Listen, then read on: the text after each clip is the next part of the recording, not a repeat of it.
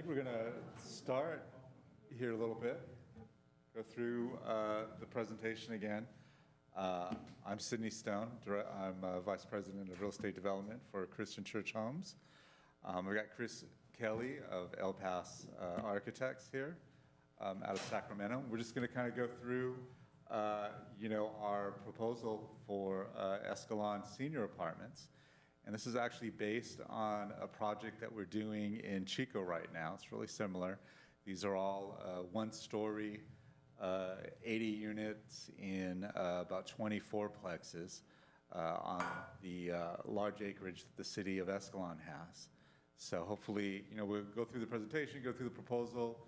We'll take any and all questions. And so this is really more of a dialogue with the community than it is me up here presenting. So feel free to ask any questions as we go along and stuff. So, and hopefully everybody can hear me pretty well. Cool.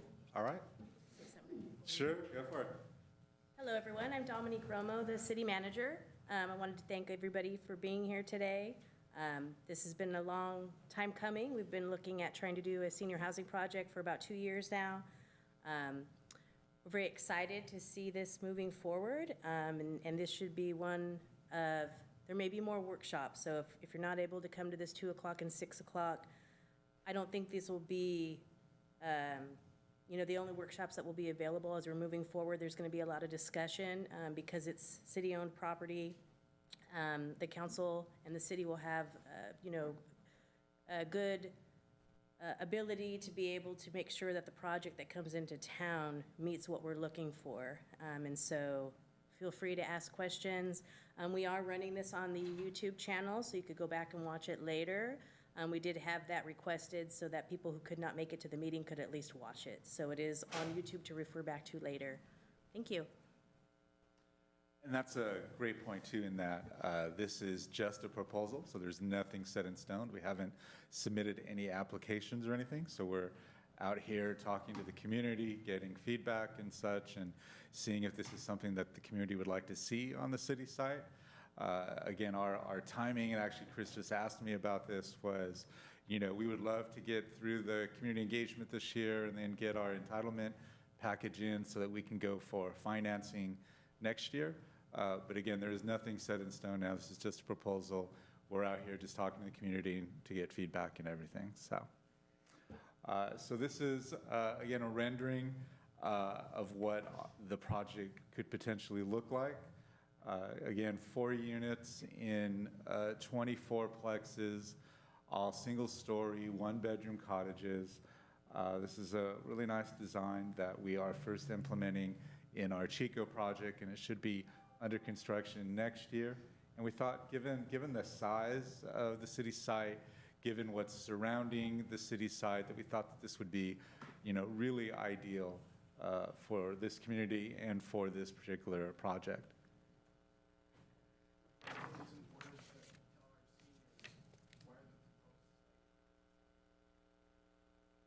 Okay.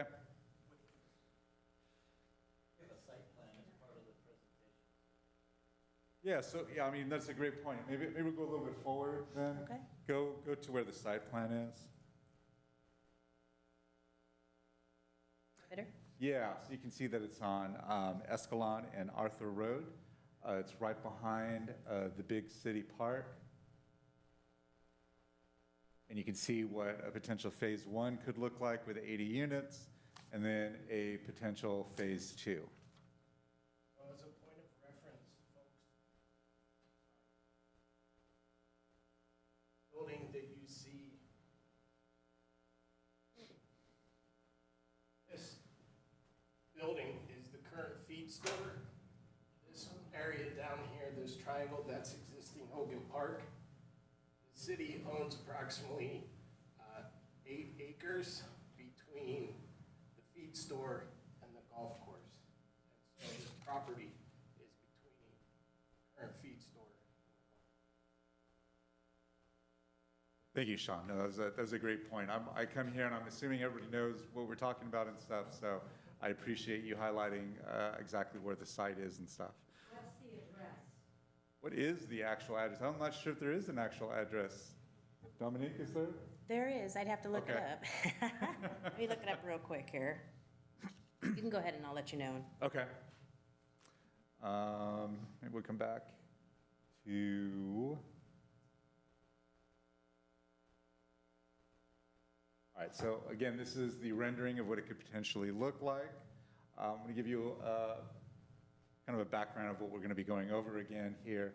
So I'll be talking about Christian Church Homes and our experience and what we've created, why senior housing, and then again, we'll go through a little bit of the presentation. And then again, as we go throughout, any questions and answers, please. So we have been in existence now more than 62 years. We were started actually in the 50s and 60s, kind of during the social justice movement of the time. And our founders looked at senior housing at the time and saw how many seniors were struggling with housing, right? It's very similar to what we're going through right now. And so they immediately opened up their first location in 1961. And that location is still in existence in the East Bay. Everything that we've developed in our 61-year time frame, we have kept. We have never sold it. We have operated it. Our employees actually operate it. We don't hire to a third-party property management firm. We also have, every development has a senior coordinator on site, community manager, assistant community manager, maintenance person. The only properties that we've ever sold are properties that we've purchased from somebody else and then later divested of those properties. But anything that we've developed in-house, we have never sold. We currently have more than 4,000 plus units in 6 states in about 50 properties. Sure. Are there going to be any two-bedroom houses? Or is it all single-family? That is actually a great question, and since we're in the proposal stage, that is like some of the feedback that I'll get back from the community, from council, also when we do a market study to see what potentially could be the market for 2 bedrooms. So if it comes out that there might be a possibility for 2 bedrooms, then yeah, sometimes we do put a small percentage of 2 bedrooms, like 10%, 15% 2 bedrooms. Sydney, just to let everybody know, the address for the 18-acre parcel that the city owns is 17341 Escalon Belota Road. Thank you. Right now, it ranges, what, 600, 650, around there? 615 square feet. Yeah. 1 story or 1 bedroom. And then that will come with a nice size community room and other amenities for the residents as well, and really a nice chunk of open space too.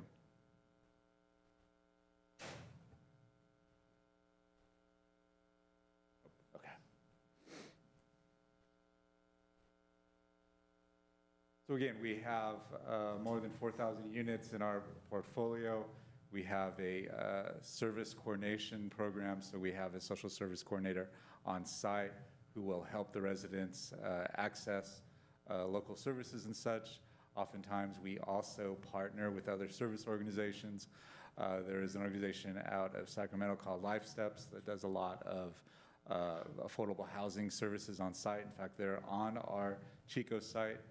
I've also met with a social service agency that does services for veterans in both Sacramento County, Amador County, and San Joaquin County. So they could potentially be a service party that we would engage with too if we decide to have a certain number of units set aside for veterans. So that is also one of the things for this proposal that, again, we'll get feedback from the community. We only do seniors, so the base will always be seniors.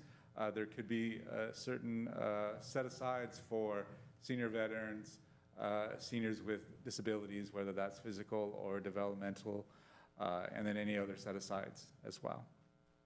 Go ahead. It depends on the funding sources.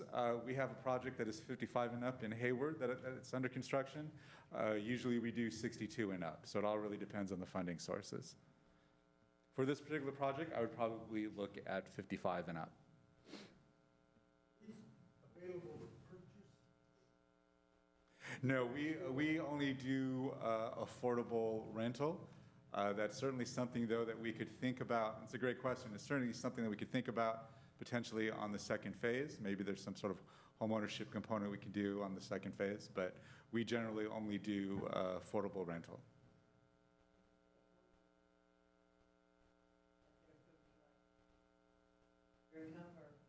Yes, exactly. It's all income. That's a great question. It's all income restricted. And again, depending on the funding stack that we choose, that could be anywhere from the lowest AMIs, which are like 20, 30% of the area median income, which is basically somebody living on Social Security, right? $800, $1,000 a month, all the way up to potentially 60 or 70% area median income, which could be, I think, for an individual in San Joaquin County, it's probably $3,000 to $4,000 a month. Sure? I guess it's too harder. Sure. When will this project get started? When will it be finished? And when will we put our applications in to get in? No, it's a great question. And so the timing really is determined on how the community engagement process goes. And at the end of the community engagement process, if the community says, yes, we want to work with CCH, we want your project on that site, then potentially we could go for our fund, we can go through entitlements and then go for our funding next year, and then hopefully be under construction either at the end of 2024 or under construction at the beginning of 2025.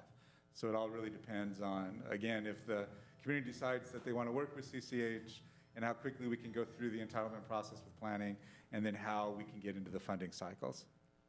Or put our applications in while the process is being built? Sometime in 2025. Yeah, it's a long process. I wish we could just flip this right now and get started, but we have to, first of all, get the approvals from the city to build it. I'll actually first get the approvals from the community that they want their large site, which the community owns, to have CCH develop on it, and then go through the entitlements to get the approvals to build it, then go get the funding through the state and the federal government and potentially the county. So 80 units in the first phase is right now our proposal. And I think I saw a hand back there. I was going to ask you, is there going to be studios or junior one bedrooms? Because as rents increase, sometimes you're just kind of maxed out. Yeah, no, that's a great question. We generally don't like to do studios. Our residents tend to age in place like 20, 30 years. I have somebody in Colorado Springs who just turned 100. So I usually like to create just one bedrooms, not studios. And so there really is no difference in the rent between us. Bedrooms could be 16. That's for the non-affordable one bedrooms, exactly. So the purpose here with our program is that it's a math problem that we have to solve, right? So my construction costs will probably be more than your market rate construction costs, but the rents that I charge are far less. So I have to go get all those funding sources through the state, through the feds, in order to kind of solve that math problem so that we can keep the rents at 30% of your income. So we will match you to a unit that matches your income, for instance, whether it's 30% AMI, 40% AMI, and you won't pay more than 30% of your income in that unit. I have somebody way in the back. Yes. Are you referring to Section 8? Yes, potentially. Well, we use Section 8 in a different way than maybe you think of with Section 8. So Section 8 is a voucher program that can either be tenant-based, meaning the tenant can go wherever they feel like it, or it can be project-based, meaning it's just situated on that project. And so we prefer to have project-based Section 8, which will go to the county and start having those discussions because it gives us a consistent income stream. Now with Section 8, one of the myths about Section 8 is the income levels and such of Section 8. Section 8 can actually go up to 50% area median income. So they could have income potentially of up to, of up to, I think for an individual here in this county, that could be $2,500 a month, $3,000 a month. And as part of Section 8, it's not that they get 100% free rent. They also, like everyone else who's not in Section 8, has to pay 30% of their income on rent. What it means for us as a developer is that we get a bigger subsidy from the government. So they would pay 30% of their income, whatever that may be. The government will pay the rest up to what they consider fair market rent in the area. So it, again, is another subsidy source for the developer so that we can offer the lower rents. The government will give us more money to subsidize our income.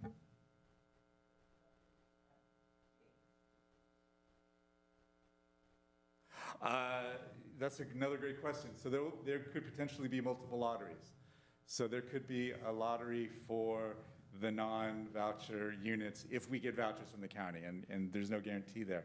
So if we get vouchers from the county and it doesn't cover all the units, you could have potentially a couple different lotteries. You could have the lottery for the non-Section 8 units, and you can have a lottery for the Section 8 project-based voucher units.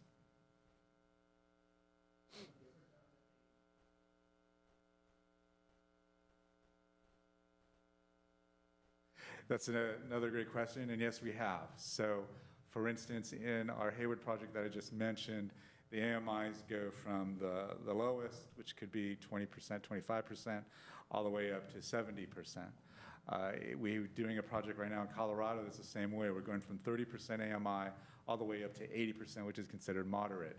So we'll go from extremely low income all the way up to moderate. And again, when I do my market study, it may show that there's a huge need in that moderate category so that we can do income, like you said, a mixed income, and go from the lowest all the way up to moderate. And almost market rate. I assume in this area, market rate income may be 80% AMI. So that may essentially be almost a market rate unit. Talk about a lottery. Yes. In the community, that's San Joaquin County. Yes, and actually, People already in this lottery, waiting for these homes to come available. oh no lottery has started because I don't have a project, right? No, the people are already on the list in the county. No. Be available to them. Oh, you know what? Let me actually get to that. That's a great question because I know that was something that everybody had a question about, and I'm going to give you an example of a lottery that is done in San Francisco. And it would be similar here. So you start with a lottery that's set by jurisdiction, and since it's a city site, we would talk with the city about what those preferences are. I assume, for the most part, it's live and work in Escalon is going to be the #1 preference. And so if we have other resident types like veterans or developmentally disabled, they will also have a preference in the lottery as well. And so let me show you the San Francisco example, because this is a great example. So we have a lottery happen. So let's say we have 80 units in the first phase, right? We do a lottery, 200 people or 300 people apply. I don't know how much that would be, but let's say 200, 300 people apply. And we take the first 100 off of that lottery. Now the city sets a preference, let's say it's live and work in Escalon. So out of those first 100, in preference list A, anybody who lives and works in Escalon, in that first 100 you grab, are going to be at the top of that 100. So they'll get first preference to the unit. We will go through their application first. If they qualify, they'll get the unit. If they don't qualify, then we go to the next preference, which could be preference list B. Let's say that's veterans or developmentally disabled. And so people on preference list B then have the next chance after preference list A. And then again, anybody who's left, then it's their turn to go through, to have their application reviewed. So that's how we would set up the lottery. But it's the way that we can ensure that, again, the city preference of live and work in Escalon, those residents will have first crack coming off the lottery to have their application, be reviewed and underwritten. How often is that lottery turned over? Is it something where once it's set in place and we go through whatever countywide is eligible, or?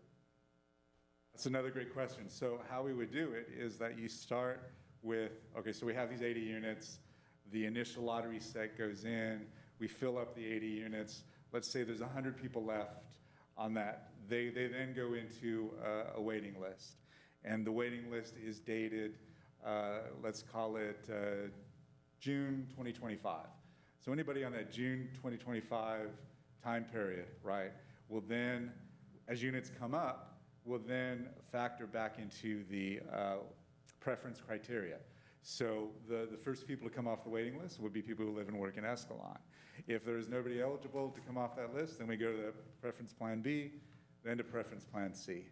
And anytime someone new gets on the waiting list, then they get put into a certain date category behind all the other people in a certain date category, and so on and so on.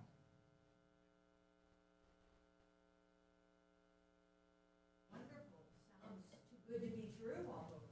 Well, we have to get through these processes first, and you're right. Yeah, but even with the federal government Yes. involved in the financing, I almost was thinking that would be a possibility, like discrimination, why, you know, the people who live here first. So I'm thrilled if what you're saying is a possibility. Well, no, it's a great question, and yes, there are fair housing laws, and that's why you can run these preferences, but it's through that lottery system that you run the preferences, and then you just kind of check each box down. So it doesn't mean that everybody, 80 units, are going to be off from Escalon, but they'll have the first chance to be approved for those units.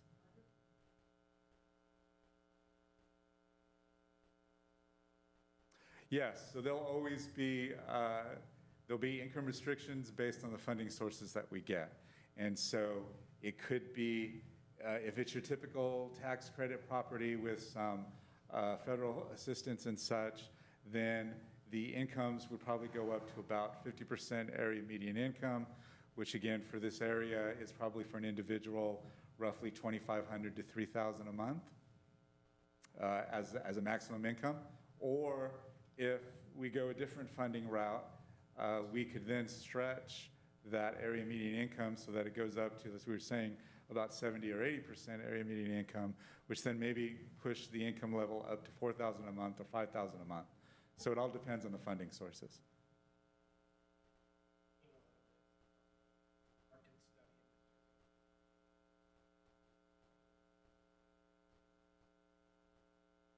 That is an absolutely outstanding question, and that changes my financing plan. So right now, I'm thinking of this as your typical tax credit, 80 unit, 9% tax credit. If the market study comes out and they're like, oh my God, you know, Sydney, you can do 150, 140 units here, then I'm going to switch this to a 4% deal, and maybe I do both phases at once.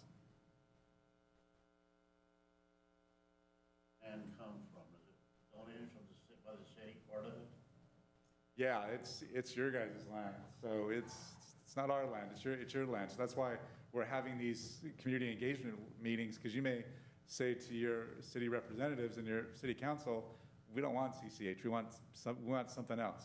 So that's why we're having. Acres does that entail, approximately? The total parcel is 18 acres. It's currently designated for future parkland, a future community park. However, the future community park that was looked at as a master plan back in 2016 is very, very expensive to move forward on. And so the likelihood that we'd be able to get that park going, you know, is going to take many, many years. And so since the senior housing interest has come up and the need is in our community, our past council as well as our current council has been interested in utilizing that property. We've put out 2 requests for proposals in the last 2 years, trying to find a developer or company that would be interested in building a project here. And we were not able to get anyone to submit for the proposal. And then CCH had reached out and advised, you know, hey, we have some ideas. And at that point, because we had gone through it 2 times, I just asked them to submit. That way they could go before council and work out details with council. So as indicated before, because it's city land, and it has that potential where, you know, we'd be essentially negotiating a deal. The council's, you know, very open, you know, to negotiating the terms of the project and making sure that the city gets what it is that we need in order for this project to move forward and address the community's needs, so. Value of that land presently, possibly? It's a good question. I haven't done an appraisal on that. Have you? I mean, currently it's an old orchard. I don't know specifically how much it would be, but it needs to be replanted. It's very old, so it needs to be removed and redone if we were to move that route. So currently, it's 18 acres of ag land. I'm not sure how much it would be worth. And we're only looking to utilize We're Yes, looking at a for the portion, two phases. correct? Yes, exactly, for the two phases. Sure. If you currently own your place, a big benefactor. Potentially. Yeah, so the federal government determines income in a couple different ways. Obviously, whatever pension or income or retirement stream you may have, they also look at your assets, and they will assign a dollar amount to those assets as well, a kind of a yearly income dollar amount to those assets too. So that could factor into whether or not, you know, what income level of an apartment you would be eligible for. And Sydney, that would be applicable to the units that would be considered affordable, correct? Absolutely, yes, that's correct. So current council and past council has talked about doing, like Councilmember Stroman mentioned, like a mixed-use project where we have a blend of income. So you have a portion of them being affordable housing. Where this project started a few years ago, we were looking for what we ended up calling attainable housing because it was a group of seniors that don't meet the income limitations to be able to qualify for affordable housing, but can't afford the market rate. And then it's our understanding in past dealings with trying to create a project or move forward on a project that the government now allows these type of mixed projects to where you can have a portion affordable and a portion market rate, and that portion market rate can help with the portion that's attainable. And so that's one of the options that the council has been considering is some type of mixed use to where you have a blend of those three options if it meets the financing plan and the market study, moving forward to where we would try to be able to take care of all three if it's there in that study. Any other questions? I'll go back, see if there's anything else here that I missed. That's like the lottery. Again, the potential financing, it really all depends on what type of project we end up with. It could be your typical blend of tax credits, state financing, federal sources. If we go for a single phase, more of that mixed income approach where it's that combination of extremely low income, and moderate, we could do a 4% tax credit project, or there's a middle income financing source through CalHFA that we could tap into. And as a nonprofit, we could also potentially do something, it's called a 501(c)(3) bond project, where, again, we would use tax-free bonds to build it, but it would have to be more of that kind of mixed income approach. So there's multiple ways to finance this. And again, the market study, the community, the city council, all of that is going to provide direction in terms of how this project shapes out. Want to talk a little bit about the design attributes then? Sure, if you want, just go to the site plan. Sure. Right there? Yeah. Good afternoon. I'm Chris Kelly. I'm the architect for this project, and I have an office in Sacramento, and we've done a couple of projects. Oh, sure.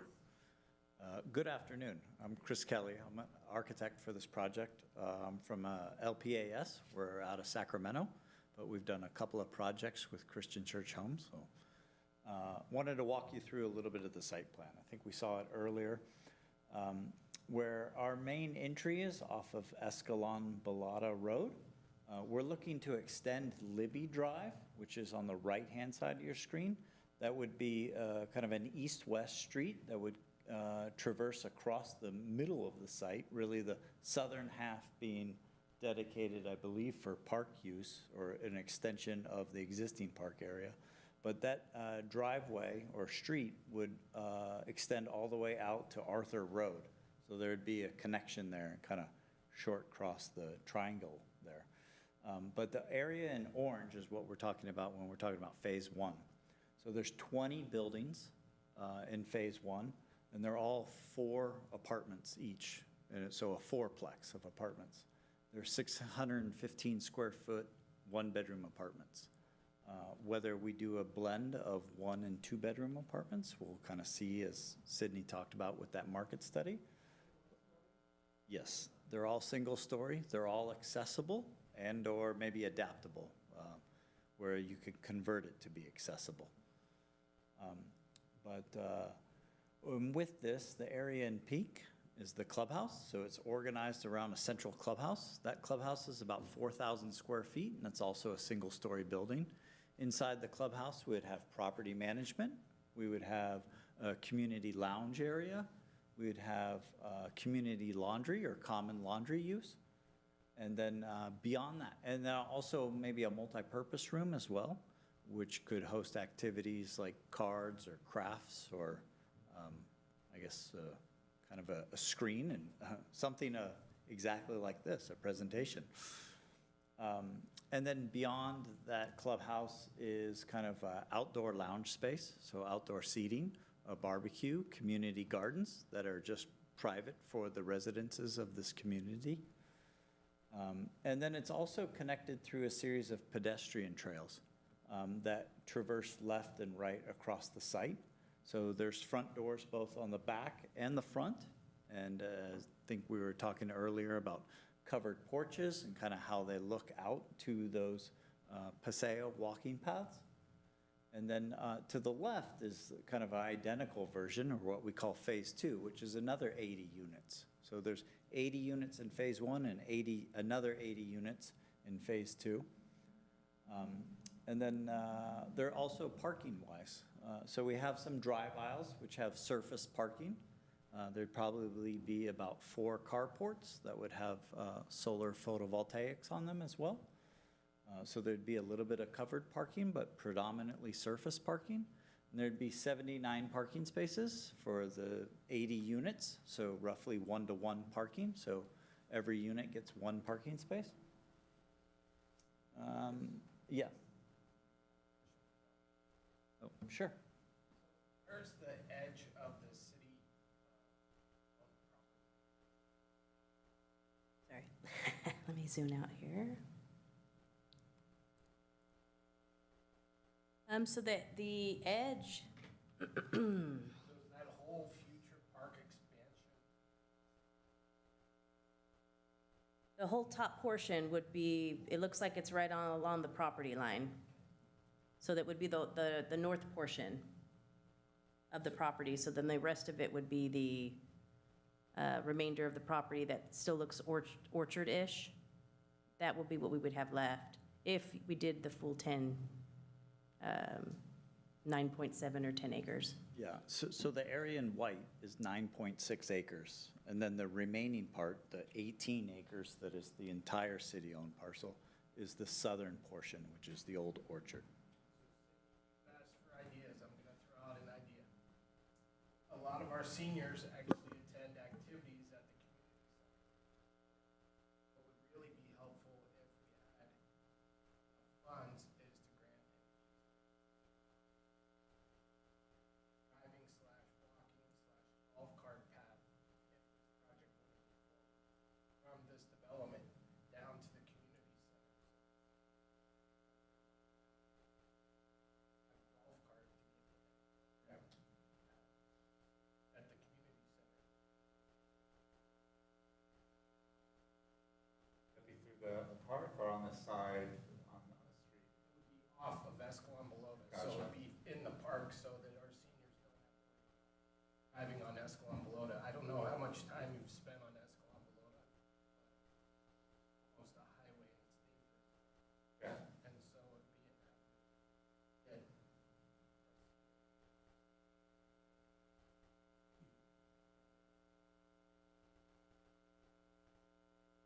Gotcha. Between. And it could also serve as a walking area for exercise.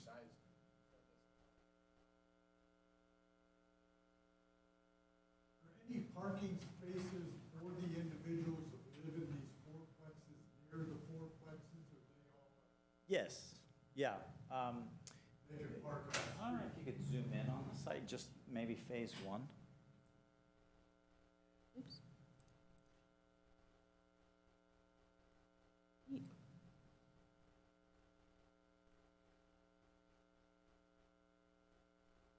Yeah, so you see the two, I guess focusing on the orange area in phase one, there's a Let's see. drive aisle that goes through there that's an upside-down U-shaped. So that's the drive aisle, and then off that drive aisle is surface parking. So actually, there's parking right adjacent to your units there. So it's not like you're parking over here and then living over here. It's interconnected.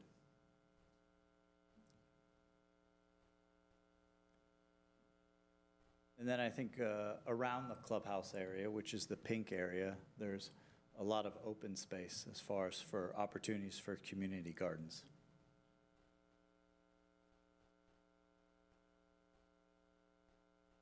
I don't know if there's a laser pointer or something. It's up there. Does it make a, It should, yeah, there's a button on there that should do a red light. see this? Oh, there we go.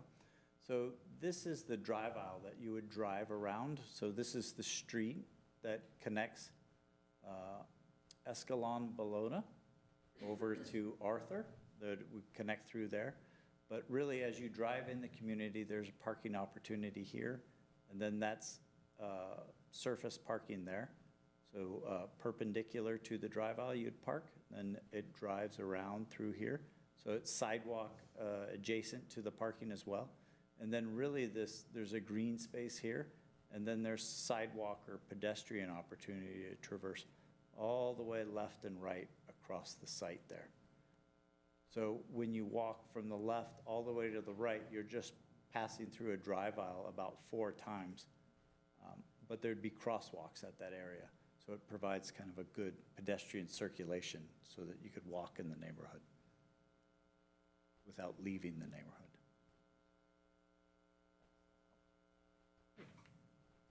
And then I think I want to talk about the exterior architecture as well. So I guess I have the controls now, so we could just unzoom. Okay, go ahead. Oh, can you unzoom? Unzoom, I was, That's the one part I don't think I can do. there we go. Yes. Yeah. Developing this for our seniors. For that.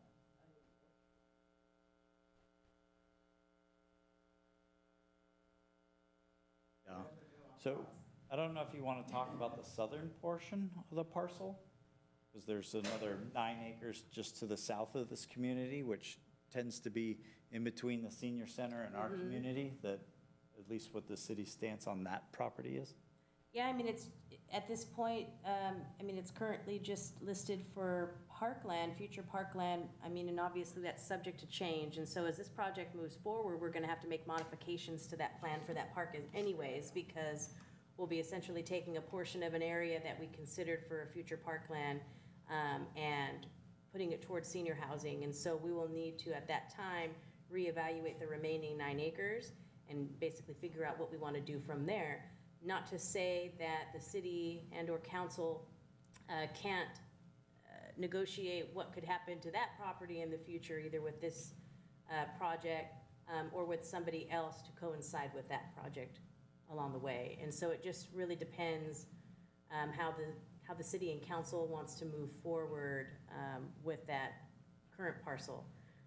Currently, I believe the leftover area is, I want to say it's all ball fields. But I'd have to look at the old plan, or the existing plan to double check that. But yeah, it's just, it will be subject to reevaluation as we move forward, because we'd be taking this parcel and putting it towards senior housing. So at that time, councils and probably the Parks and Rec Commission will need to reevaluate that and determine what that acreage would be used for.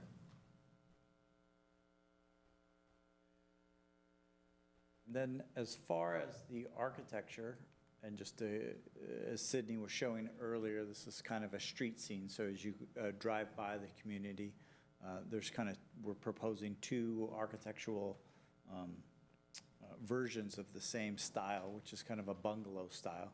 So I think you could see the front porch area there. So there's a unit on the left here, and then there's a unit on the right here. And then this same elevation is actually on the back side of this, so that those are the other two units. And you could see that there's a covered porch area here with a front door entry there, so you've got your living space and your bedroom there. And there's actually no second story. This is kind of like a false dormer to just give it an illusion that the building's a little bit larger than it really is, but then just to vary up the architecture there. And then a close-up of that as well. So there's kind of resident 1 and then resident 2 through here, and then kind of their covered area. And then I think I alluded to that there's parking right out front there. And those are kind of the close-ups I have of the architecture. As far as on the side, we have horizontal siding here, which gives an opportunity to paint it some bolder colors, and then large expansive windows, and then there's windows on the side as well. But there's no entry points on the side, just the front and the back.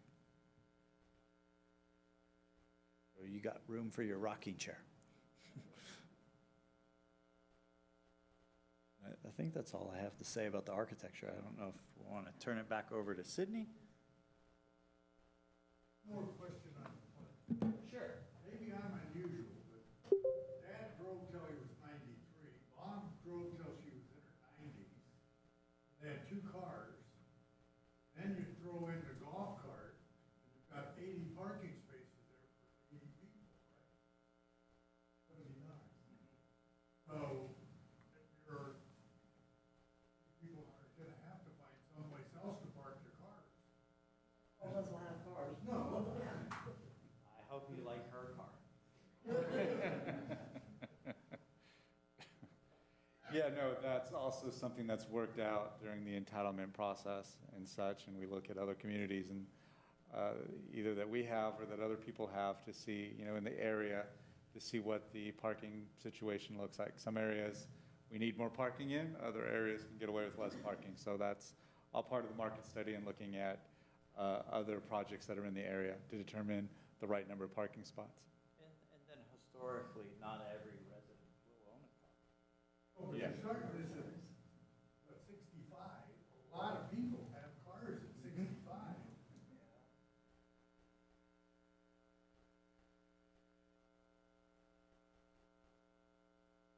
Yes.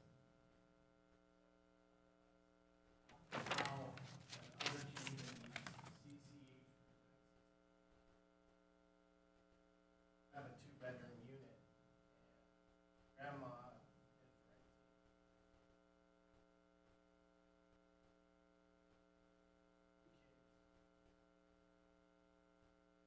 Bedroom unit, how do you avoid that situation?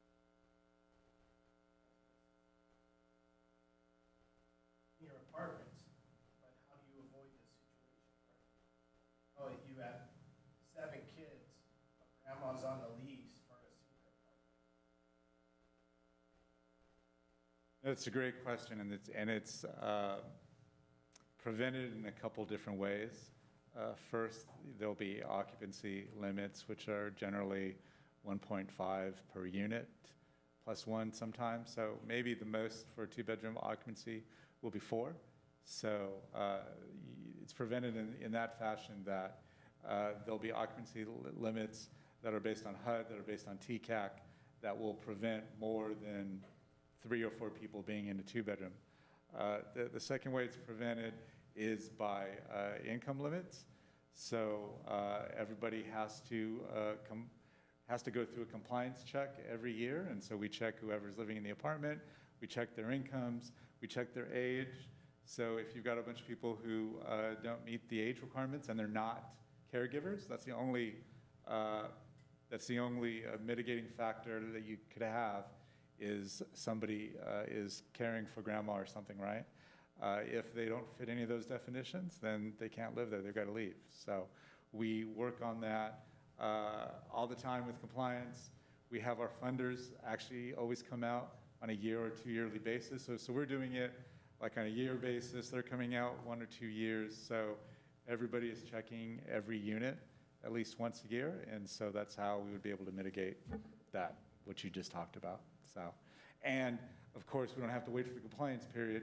All of a sudden, you see 4 cars belong to one apartment, you just go, our manager can then immediately start talking to them right there and say, what is going on? You got too many people in the place, they can't be here permanently, they gotta go, or you have to go, so. And that's how we mitigate it, especially with the tax credit project. You normally will have so many people watching over it for the first 15 years especially that it'd be very rare for something like that to happen. Or to happen for a long time.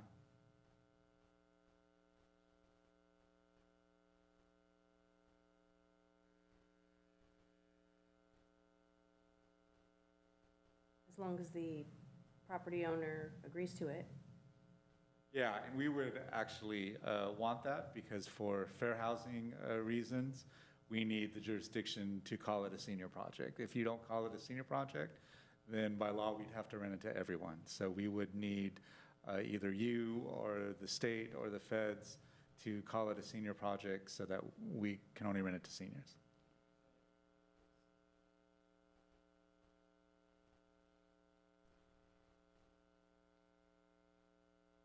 That means there is no sunset period. Sell it and make it a affordable housing project if it's deed restricted.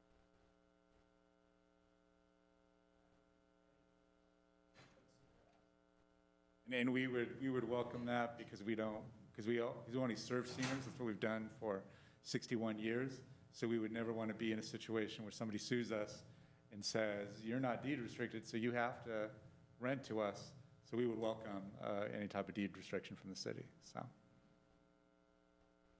I have something concerning the cars. Sure, If you don't have a car, yeah. how do you get to the grocery store? It's a very good question. So in some of our developments like Chico, we've noticed that there are transportation issues, so we include a van service with that property. So we would look at this development and look at, again, the income and all of that and see if there is need for a van service given. Huh? We have E-Trans. Okay, what's E-Trans? E-Trans is our city bus here in Escalon. I Uh-huh. use it all the time. Okay, And it's free right now, everybody, to ride an E-Trans. And they have 3 times to Modesto a day, and they're Monday through Friday, and they got, you go anywhere you want, and it's free. In that's a great Escalon. service. That's a great Yeah, service. in Escalon. Called E-Trans. Does the county run any bus service out here? Or is it just the E-Trans? We have one that comes from Manteca, Okay, that comes 3 times a day, but just E-Trans is for around the city in the mornings. okay.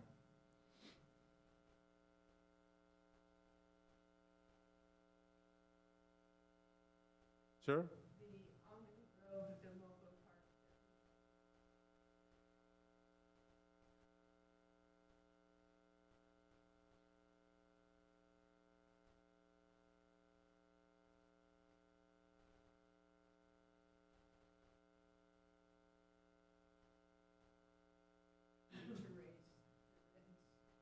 No, that's absolutely a great question. And so, our rents are set by income and by, as we were talking about, the area median incomes and things like that, and the funding sources that are applied to that.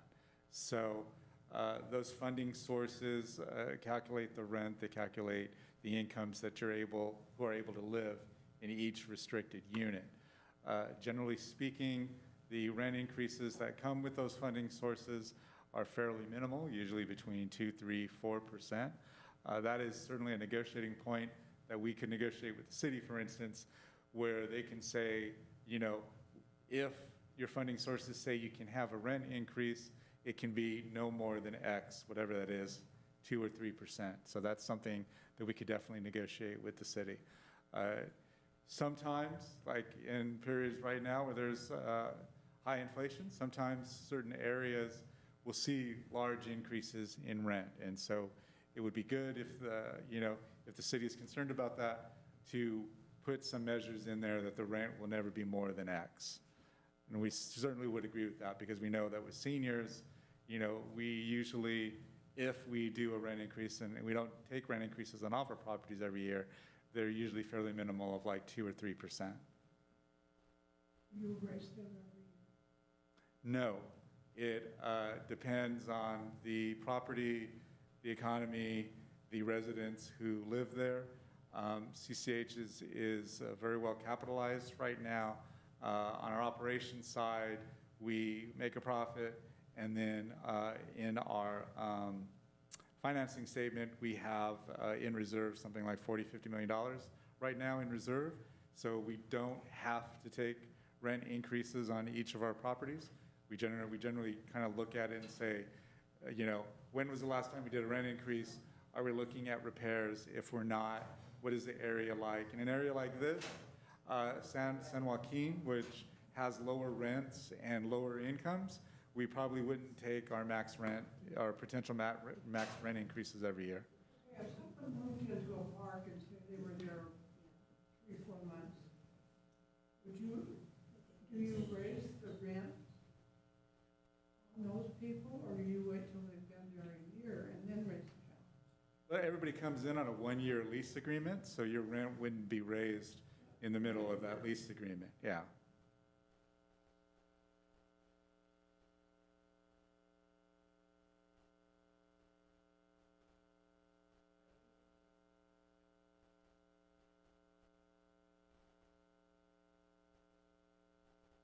No, it's a great question. We only do senior independent living, so we're not in the assisted living or memory care space. So that is certainly, after we get done with the first phase, if the city wants to sell the rest of the acreage for that kind of product, that they can do that. But for us, all we do is independent living, senior affordable. Question, and maybe I missed it because I couldn't hear the architect. But are you going to have any patios or storage? Oh, yeah, actually there is, on each of these units, there's kind of like that front patio that they all have. Oh, right there. Yeah, they have the front patio like that, and there is storage inside the units. And then I think we're designing carports, and traditionally the carports will also have kind of a storage area too, right? We're projecting about 25% of the parking spaces carport environment. Yeah, okay. So covered parking. Oh, yeah. So as far as outdoor space or private outdoor space, there's porches in front of every unit. So a covered porch area, so you could have 2 chairs and a little side table or what have you. And then as far as storage within the units, the bedroom would have a closet to it. And then there would be a small like coat closet or storage closet within the unit as well. And then in the kitchen, there's a pantry opportunity as well. As far as the parking, 25% of the parking spaces would have carports or covered parking, because we need roof area for photovoltaic panels to convert the sun's energy to electricity. So we would have about 20 of the parking spaces be carports. Yes? Did I understand when you said the pink area there was the courthouse? Mm-hmm. And you said that the units don't have washer and, a place for a washer and Correct. dryer? Yeah. No, we traditionally have central washer and dryer areas. We find that, at least in our developments, it's a great, it always turns into a community space. So we always have seating areas around it, places where people can sit and talk and, wash their laundry and stuff. So we generally have a central laundry area. That's at this stage of the proposal. Obviously, as we work with the city, maybe the city will have some other requirements and part of the negotiation and everything. So at this stage, we're proposing a central laundry area. Sure.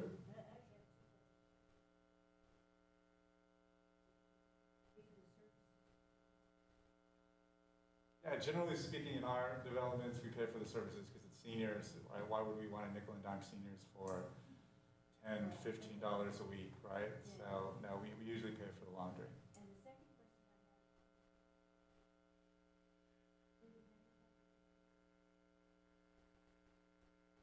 Yes, everything will be designed in that fashion, absolutely.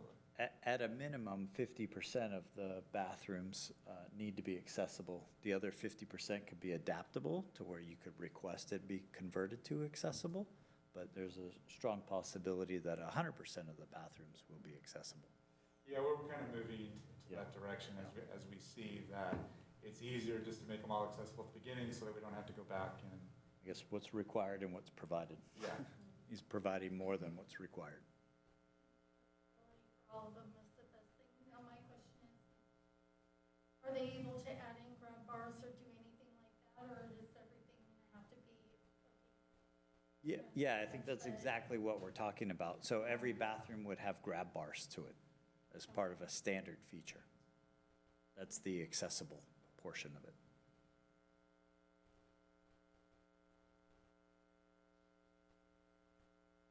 Yes. Yes. You want to speak to pets? Yes, with the deposit, of course, but yes, pets, I don't think I know our units are not smoking, so there's no smoking in the units, but we do allow pets in our developments. That's a great question. We could actually, I mean, that's part of as we go through the design. The orchard. Yeah, the orchard.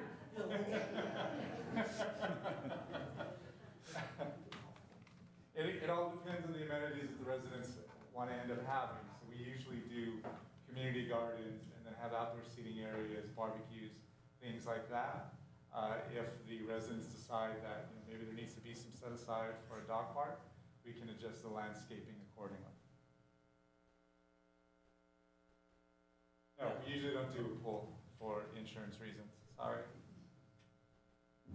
No. Sure. So for those of you that don't know, I'm Sean Stroman, I'm on the city council. I sit far left. Not here speaking as a council member today. I believe that this is one of the top 3 critical areas for the city.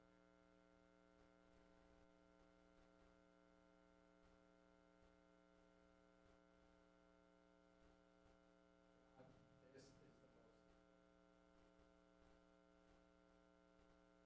So Dominique mentioned it's probably going to be the only workshop. So as more workshops are scheduled. There's another workshop tonight at 6 o'clock. Probably going to be the same. Really awesome to see. Any room only with seniors bring us on council.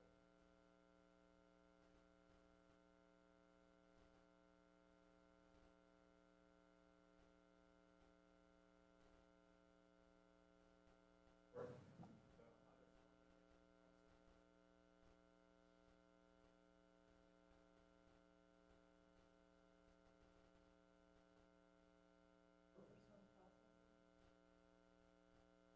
It's a whole entitlement process. They're gonna come back. So they have to go, if the project moves forward, then it has to go through.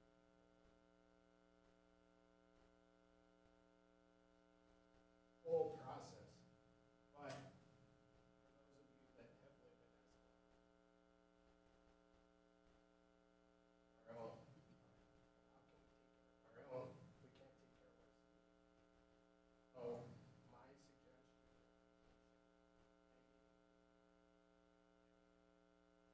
is this on the agenda.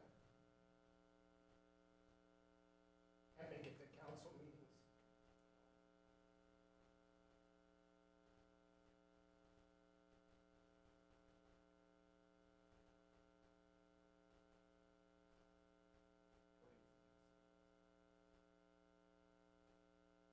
You're new. I'm one of You're up there with McDonald. You're all new.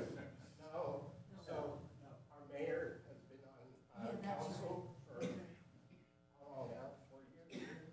2 years. And then Dr. Andy Hagan is our mayor pro tem. He's been on council since December. Jeremy,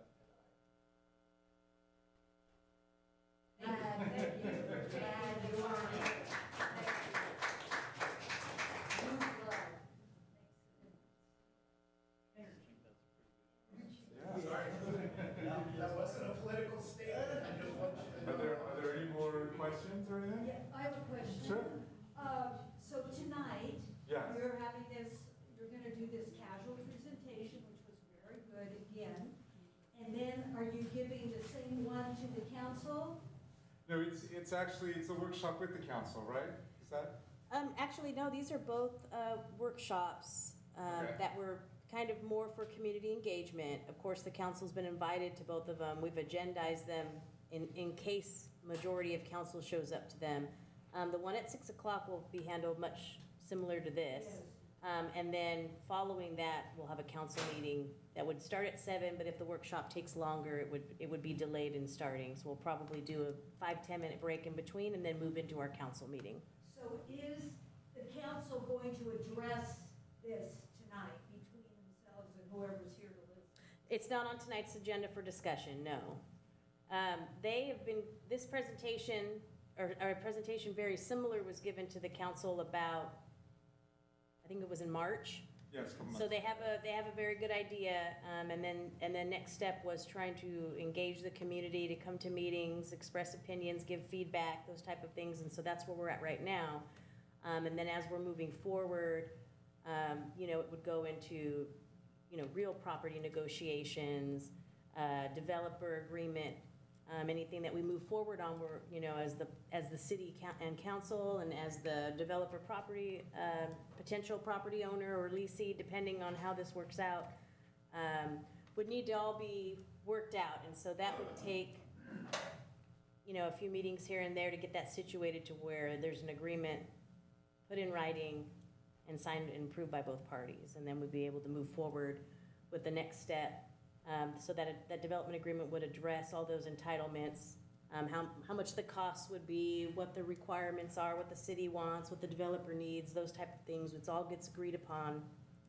And then essentially that would be Sydney's, green light to submit a package and move forward with the project.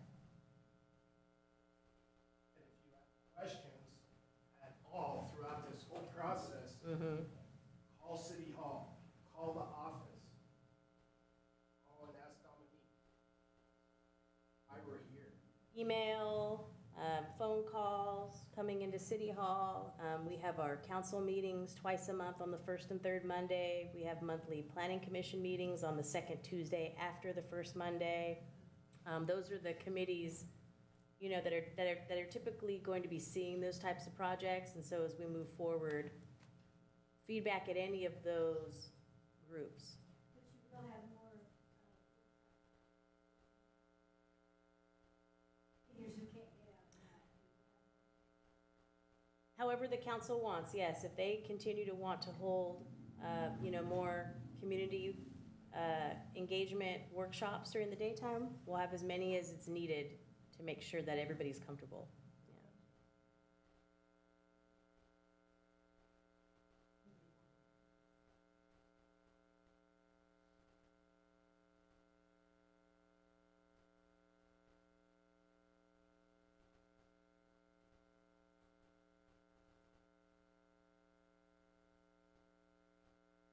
You have to get on the agenda ahead of time, or you can just appear, and then they have a time that says, does anybody have anything to say? There's a section at the beginning of the meeting that's called Matters Presented by the Audience, and the mayor will read what the requirements are, and it's basically if you have any item that's not on the agenda, you can come and make a comment. They just can't respond back to you, so we take that feedback and we, it's on the record, we move forward with it, however which way we need to move forward with it. Back to the design. Yes. Will the apartments have walk-in showers? Or like that? Or the lift, Yeah, because we want to make these probably all accessible and adoptable, usually we'll go for showers at that stage, yeah. Or, the kind of like really low tubs or something, so yeah. But mostly it'll be the showers. Yes, you, built, two-bedroom units, how large would they be? For the two-bedroom units, those usually come in between like 750, 800 square feet, in that range. Maybe a little bit larger than that.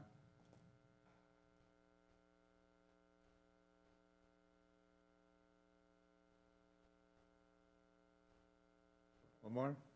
One question, it's related to what you guys want to do, but it's also mostly directed at will there be, until your place is built, some kind of rent control proceedings by the city? It's not for me. So, I mean, currently, we don't have anything moving forward on rent control at this time. Not to say that that can't change in the future, but currently, we don't have anything in place that addresses rent control in the city. The only reason I ask is because we're looking at 2 to 3 years down the road. And between now and then, some of the people I share my community with will be out of the house. The rent will be raised so high.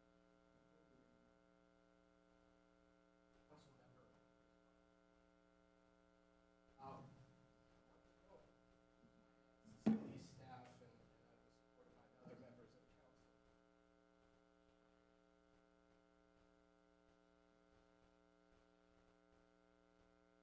In particular, for our mobile home.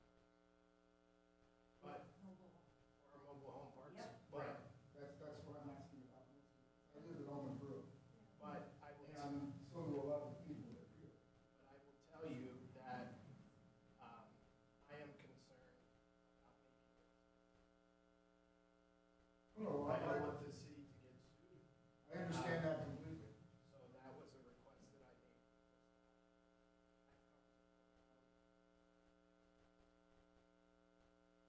For the residents.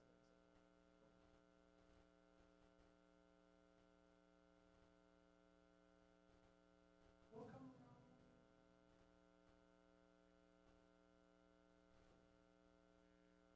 Well, that was an item, the information regarding that was provided to council, and I haven't received any other direction since then. So currently, I don't have anything moving forward at council direction to move forward with a rent stabilization ordinance. I will give it to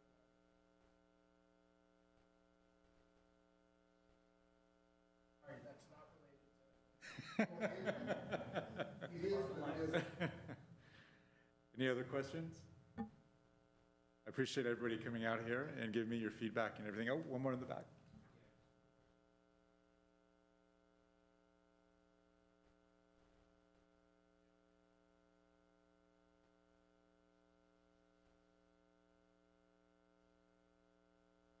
So the state provides what they call regional housing needs.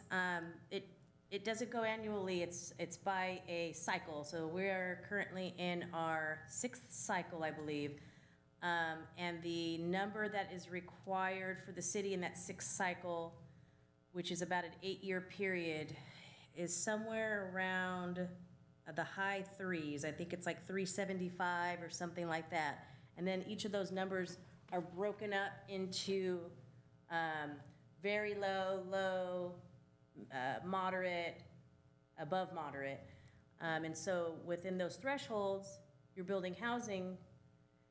And currently, the way that the city has been working, every time a house is built, we report it to the bracket that it fills. We haven't had any houses being built that probably since the last maybe 10 years or so that haven't been moderate or above moderate. And so those just get reported. But as far as quota of how many per year, we don't have a quota that's regulated by the state currently besides our regional housing needs, which is over that several years period. And it does get updated from time to time. But you might also be asking about building permit allocations, because I know a lot of discussion has been at council level regarding our growth management ordinance. And so the city currently has a growth management ordinance that limits housing development to 75 units per year. And so that essentially was put into, in probably, I think it was in the late 70s or mid 70s, because the town wanted to remain slow growth. And so we limit it at 75, which currently we don't have 75 lots in town. So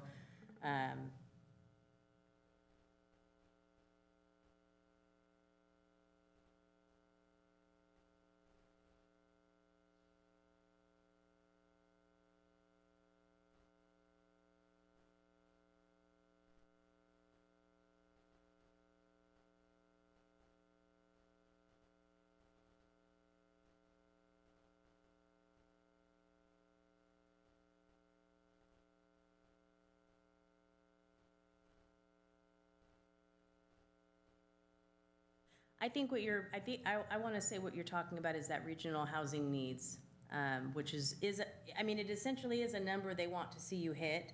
They make you create a housing element, which we have an active housing element, and we'll be redoing our housing element later on in this year. But ours is much smaller, obviously, because Modesto is quite large, and they use some type of calculation that has to be based on, housing numbers, population, those type of things.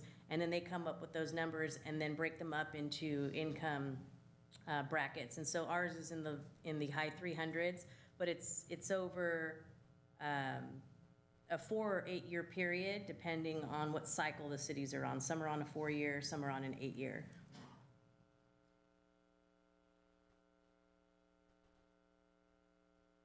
All right, thank you, everyone. I appreciate everyone coming out today, so thanks.